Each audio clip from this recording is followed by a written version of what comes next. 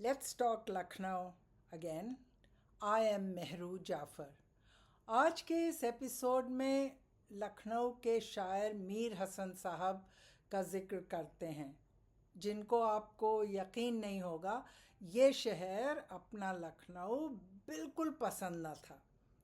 लेकिन लखनऊ के नाम पे आप तो जानते हैं सभी आह और वाह भरते हैं। लेकिन 18वीं शताब्दी में एक ऐसे उर्दू शायर थे जिनको लखनऊ तनिक पसंद न था। मशहूर शायर मीर हसन साहब बेहतरीन मसनवी लिखते थे। In one couplet he says that who was not his pal and who has he failed to love, but when bad times came not a friend could he spot. दोस्ती किससे न थी, दोस्ती किससे न थी, किससे मुझे प्यार न था। जब बुरे वक्त पे देखा तो कोई यार न था। आपकी पैदाइश दिल्ली में 1736 में हुई।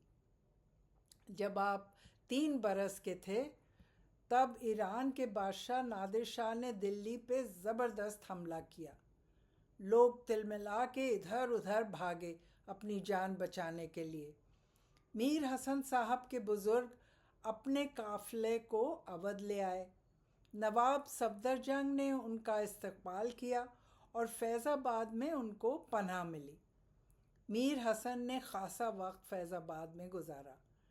अपने लेख में मीर हसन साहब लिखते हैं कि सफदरजंग और शुजाउद्दौला के फैज़ाबाद में सड़कें चौड़ी चौड़ी थीं। लगता था कोरे कागज़ पे जैसे किसी ने सीधी लकीरें खींची हों। बाज़ार में दौलत खचाखच भरी हुई थी।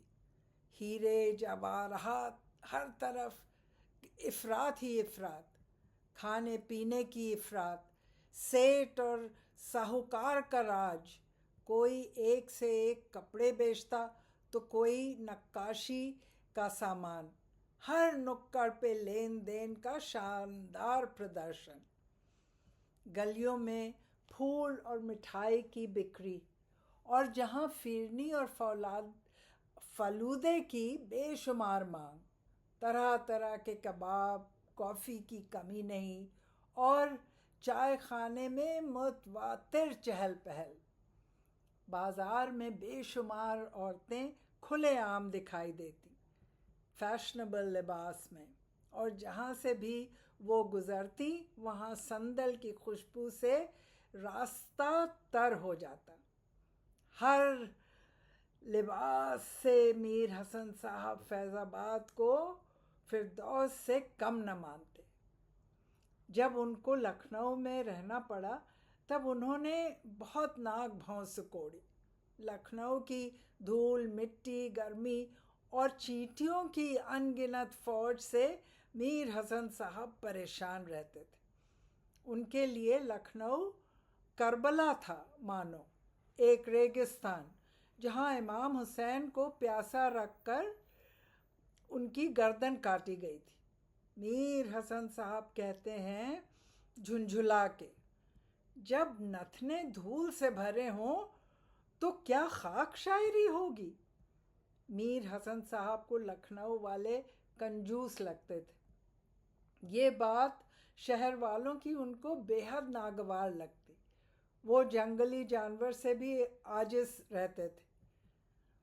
डर लगता रहता था उनको कि पता नहीं कब कौन सा किस तरफ से भेड़िया आकर फिर हमला कर बैठे। और गोमती नदी उनको किस कदर सताती थी ये तो बस पूछिए मत। जालिम रह रह कर बाढ़ से शहर को तबाह करती रहती थी। लखनऊ में मीर हसन साहब मैखाना जाते और जाके साक़ी से भीख मांगते कि उनके पैमाने को इतना तर कर दे मेरे साक़ी कि वो तैर के लखनऊ से फ़ौरन उस पार फैज़ाबाद पहुंच जाएं। सच पूछिए तो मीर हसन साहब को शिकवा गिला करने में माहिरी हासिल थी। complains Mir Hasan Sahab in this couplet that everyone who appears ends up sitting so close to you. Now how much more should I move away from your lap? कहते हैं हसन साहब, जो कोई आवे है, जो कोई भी आवे है, नज़दीक ही बैठ जाता है तेरे. जो कोई आवे है, नज़दीक ही बैठे है तेरे, हम कहाँ तक तेरे पहलू से सरकते जाएं.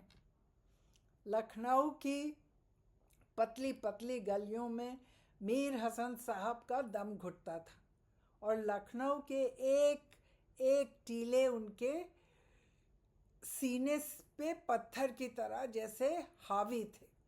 गोमती नदी की लहरें कूद कूद के मानो उनके सीने पे मुक्का मारती, टॉन्ट करती और इतराती हुई लौट जाती, फिर आती और दो चार ताना देने के बाद मानो कहती, फिर क्यों नहीं चले जाते वापस अपने फैज़ाबाद.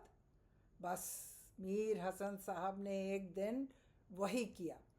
एकाएक अपना बुरिया बिस्तर उठाया और अपनी त्योरी लिए लखनऊ छोड़ फैज़ाबाद को रवाना हो गए.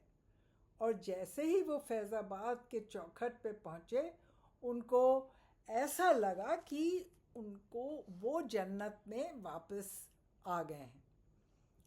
लेकिन जब नवाब आसिफ़ुद्दौला अपनी राजधानी फैज़ाबाद से लखनऊ ले आए, तब मीर हसन साहब वापस लखनऊ आए और आसिफ़ुद्दौला की बेहद तारीफ़ की. कहा कि आसिफ़ुद्दौला ने तो लखनऊ की भीड़ भाड़ का सफाया कर दिया.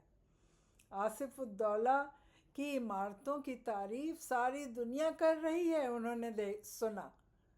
आसिफ़ुद्दौला ने लखनऊ की धूल और मिट्टी को ठिकाने लगा दिया है और शहर को बस्ती से बागीचे में बना दिया है. ये सब किस्से और आपको मिलेंगे इस किताब में. याद रखिए, ये किताब ज़रूर उठाइए और लखनऊ के शायरों के किस्से यहाँ पढ़िए. और इसी बागीचे में, इसी लखनऊ में मीर हसन साहब ने दुनिया को अलविदा कहा सन 1786 में.